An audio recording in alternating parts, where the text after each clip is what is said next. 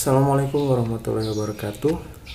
Saya Muhammad Ilham Gamawan Bouti dari kelompok 8 akan menjelaskan sedikit tentang investor relations. Jadi fungsi hubungan investor atau investor relation pada organisasi bisnis atau perusahaan muncul karena perusahaan menjual sahamnya kepada masyarakat melalui pasar modal atau go public. Kegiatan perusahaan menjual saham sangat terkait sekali dengan perkembangan ekonomi suatu negara. Dengan demikian, semakin baik perekonomian suatu negara, maka semakin banyak pula perusahaan yang go public. Tugas hubungan investor sangat sering berhubungan dengan masalah-masalah keuangan, sehingga bidang ini sering pula disebut dengan istilah hubungan keuangan atau financial relation yang merupakan bidang kekhususan dari humas. Menurut Scott Coulthip dan rekan-rekannya, investor relations merupakan bidang khusus dari humas yang berada pada perusahaan publik. Scott dan rekan-rekannya mendefinisikan investor relations sebagai bidang khusus humas korporat yang membangun dan mempertahankan hubungan yang saling menguntungkan dengan pemegang saham dan pihak lainnya dalam masyarakat keuangan untuk memaksimalkan nilai sebuah pasar. Secara lebih rinci, Scott merinci tugas investor relations sebagai berikut. Yang pertama, mengikuti perkembangan bursa saham, menyediakan informasi mengenai kondisi perusahaan kepada masyarakat keuangan, memberikan saran kepada manajemen terkait dengan saham perusahaan, memberikan jawaban terhadap berbagai pernyataan bidang keuangan.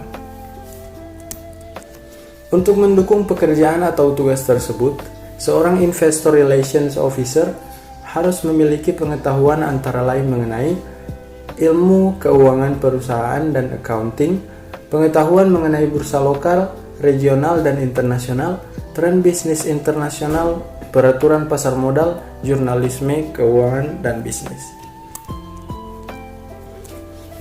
Menurut Jeff Keynes, kesediaan untuk membeli saham didasarkan kepada pengetahuan calon pembeli mengenai latar belakang, kinerja, dan prospek ekonomi dari perusahaan yang bersangkutan. Jika suatu perusahaan gagal memberi informasi yang benar, harga sahamnya bisa merosot secara tajam. Kalau hal seperti ini terjadi dan dibiarkan berlarut-larut, maka kepemilikannya akan segera terancam dan diambil alih oleh pihak-pihak lain. Pada tahun 1990, dibentuk International Investor Relations Institute atau IIRF yang berkedudukan di Prancis yang anggotanya berasal dari berbagai negara.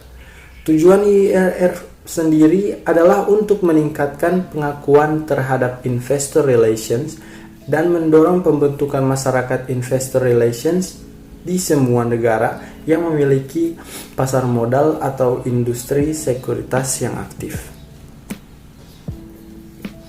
Selanjutnya kita masuk di proses go public. Setiap perusahaan yang mudah go public,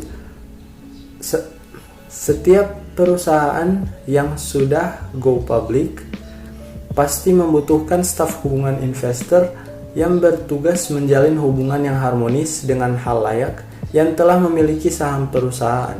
Namun demikian, keberadaan hubungan investor sudah harus dimulai jauh hari sebelum perusahaan menjual sahamnya ke masyarakat. Staf hubungan investor sudah harus ada pada ketika pertama kali perusahaan memutuskan untuk go public.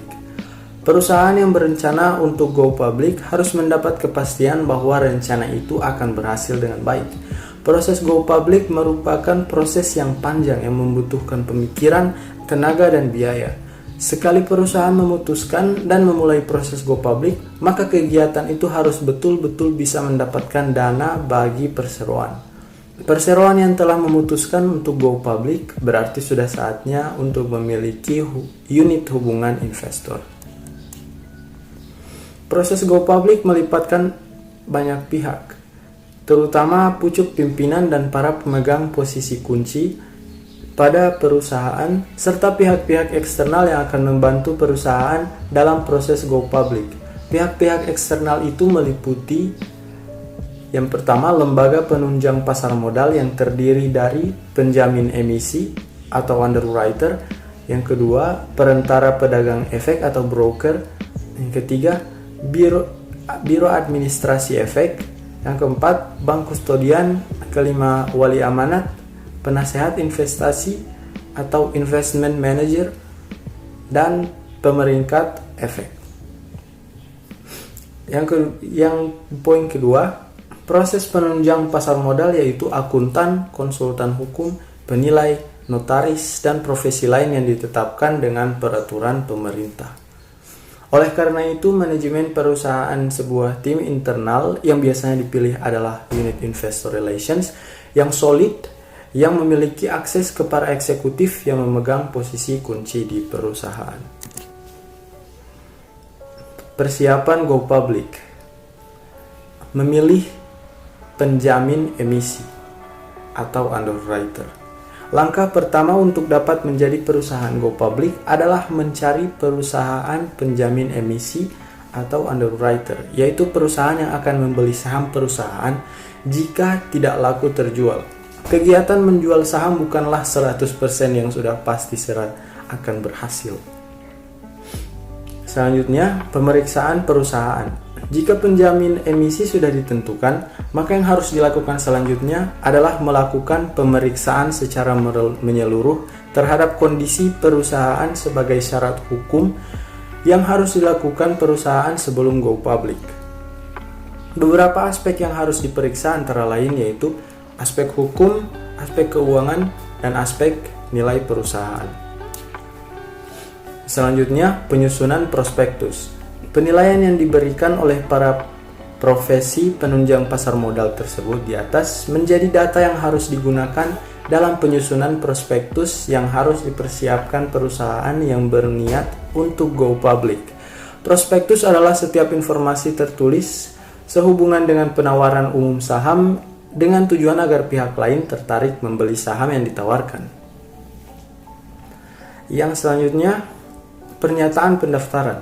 Untuk dapat menjadi perusahaan publik, Rudy Motor harus melaporkan kepada pemerintah, dalam hal ini Badan Pengawas Pasar Modal atau BAPEPAM, sebagai lembaga pemerintah yang membina, mengatur, dan mengawasi kegiatan pasar modal sehari-hari.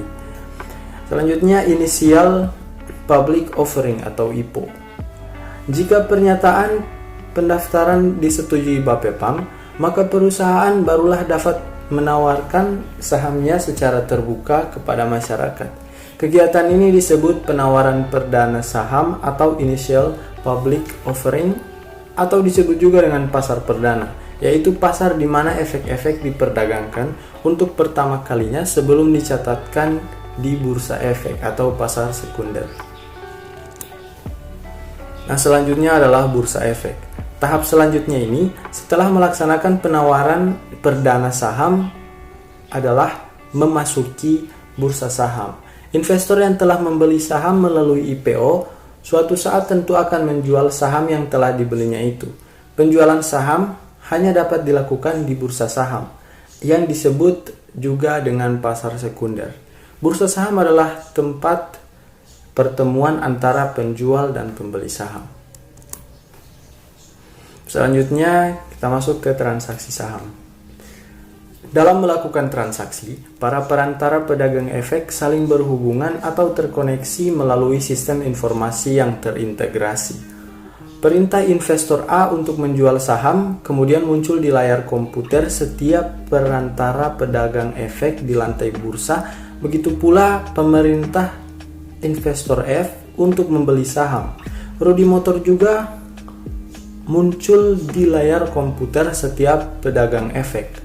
Jika pada hari itu hanya terdapat satu permintaan jual dan satu permintaan beli dengan jumlah saham dan harga yang sama persis antara jual saham yang akan dijual dengan jumlah saham yang akan dibeli, sebagaimana contoh investor A akan dapat langsung menjual sahamnya dan investor F dapat langsung membeli saham yang diinginkannya. Namun dalam praktiknya, kondisi semacam ini jarang sekali terjadi. Jumlah investor yang ingin menjual atau membeli saham bisa jadi sangat banyak dengan jumlah permintaan jual dan beli saham, dan tingkat harga yang diinginkan masing-masing pihak bisa jadi sangat berbeda-beda. Dalam hal ini, bursa saham akan melayani siapa yang memesan terlebih dahulu atau first come, first serve. Pasar negosiasi dilaksanakan berdasarkan tawar-menawar individual antara anggota bursa beli dan anggota bursa jual dengan berpedoman pada harga terakhir di pasar reguler. Pasar tunai tersedia untuk menyelesaikan kegagalan anggota bursa dalam memenuhi kewajibannya di pasar reguler dan pasar negosiasi. Pasar tunai dilaksanakan dengan prinsip pembayaran dan penyerahan seketika atau cash and carry. Yang pertama, penyelesaian transaksi. Peraturan pasar modal mengharuskan adanya pihak yang khusus menangani masalah clearing dan menyelesaikan transaksi bursa dengan sebaik-baiknya. Lembaga yang ditunjuk untuk menangani masalah clearing ini disebut dengan lembaga clearing dan penjaminan. Dalam Undang-Undang Pasar Modal disebutkan bahwa lembaga clearing dan penjaminan adalah pihak yang menyelenggarakan jasa clearing dan penjaminan penyelesaian transaksi bursa. Lembaga ini didirikan dengan tujuan menyediakan jasa clearing dan penjaminan penyelesaian transaksi bursa yang teratur, wajar, dan efisien. Yang selanjutnya adalah registrasi saham. Transaksi jual beli saham menimbulkan perubahan atas susunan kepemilikan suatu perusahaan publik. Seseorang akan memiliki kontrol yang semakin kecil pada suatu perusahaan jika ia terus-menerus menjual sahamnya pada perusahaan yang bersangkutan di bursa tersebut. Sebaliknya, orang itu akan memiliki kontrol yang semakin besar atas perusahaannya jika ia terus membeli saham perusahaan yang bersangkutan. Dengan demikian, transaksi saham di bursa akan menimbulkan perubahan komposisi pemegang saham secara terus-menerus. Komposisi pemegang saham menjadi sesuatu yang dinamis. Selanjutnya, perkembangan investor relations. Investor relations muncul di Indonesia hampir seiring dengan pesatnya pertumbuhan pasar modal di negeri ini, menyusul diterbitkannya Undang-Undang Nomor 8 Tahun 1995 tentang pasar modal sebagai pengganti Undang-Undang Nomor 15 Tahun 1952 tentang penetapan Undang-Undang Darurat tentang Bursa.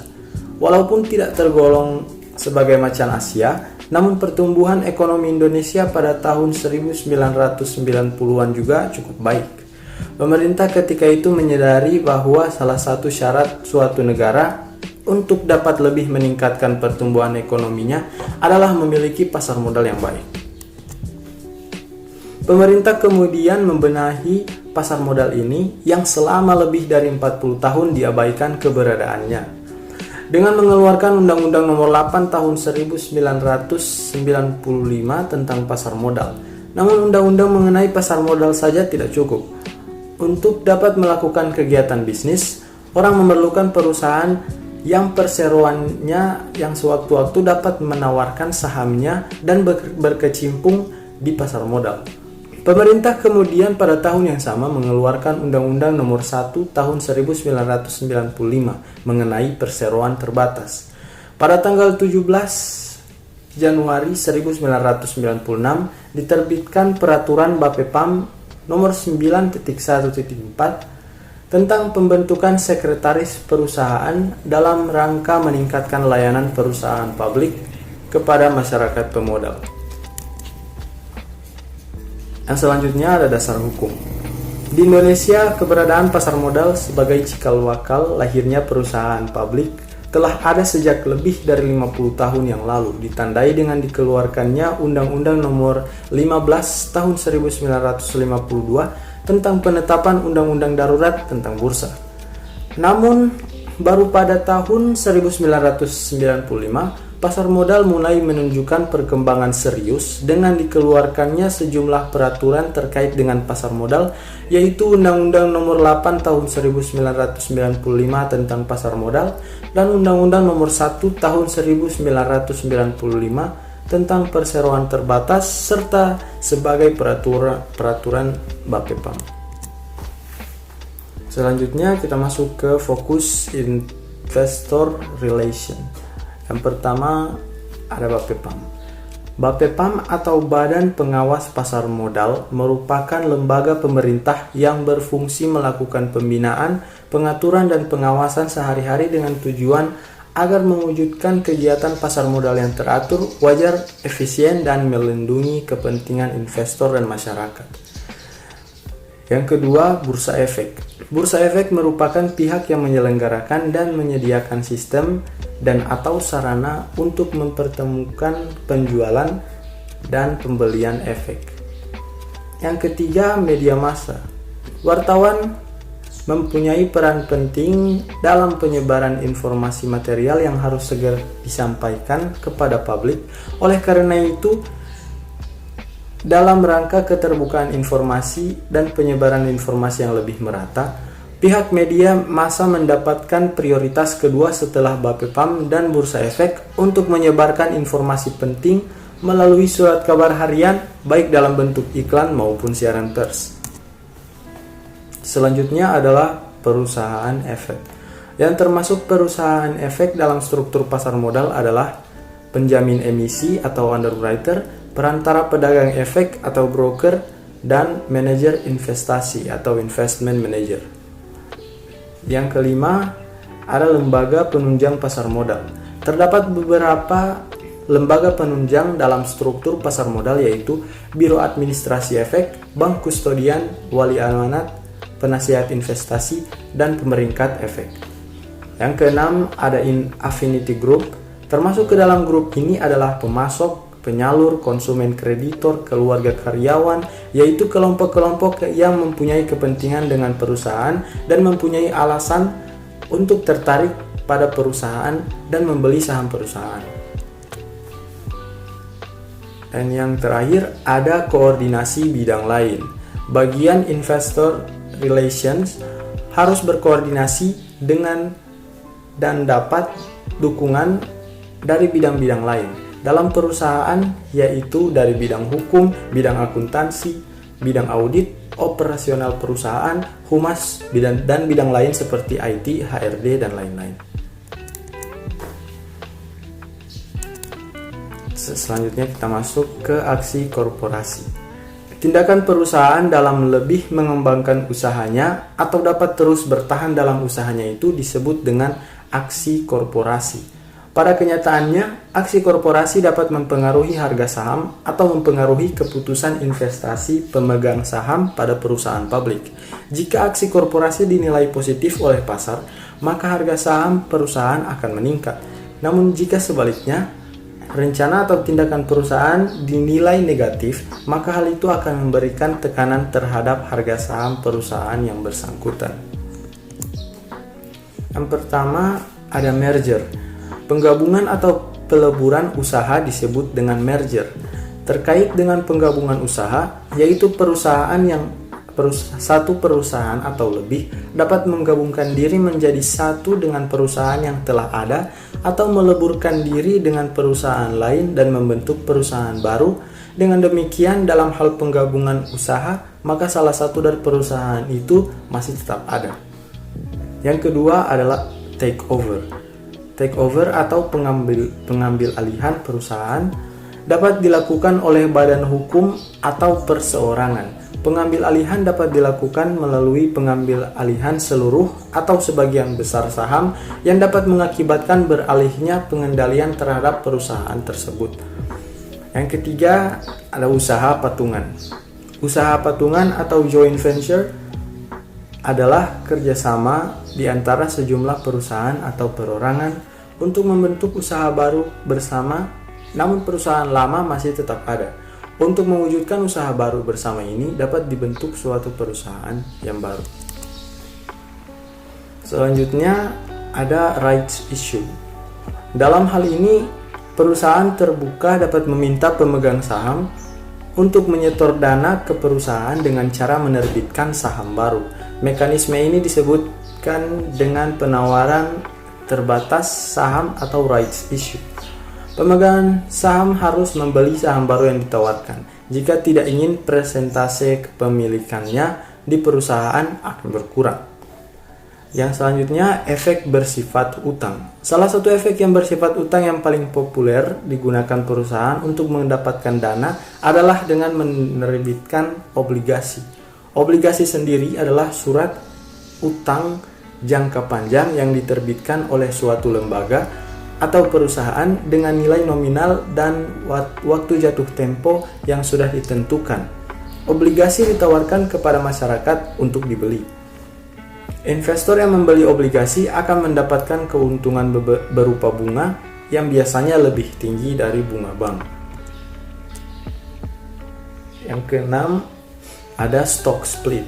Kegiatan ini adalah kegiatan yang dilakukan perusahaan untuk menambah jumlah saham yang diperdagangkan dengan memecah nilai nominal sahamnya. Kegiatan ini dilakukan untuk menurunkan harga sahamnya sehingga diharapkan agar saham dapat lebih terjangkau masyarakat sehingga saham tersebut dapat lebih aktif diperdagangkan. Dan terakhir, aksi korporasi. Sebagai konsekuensi go public, terjadi perubahan pada status perusahaan menjadi perusahaan terbuka atau TBK dari sebelumnya perusahaan yang tertutup atau private.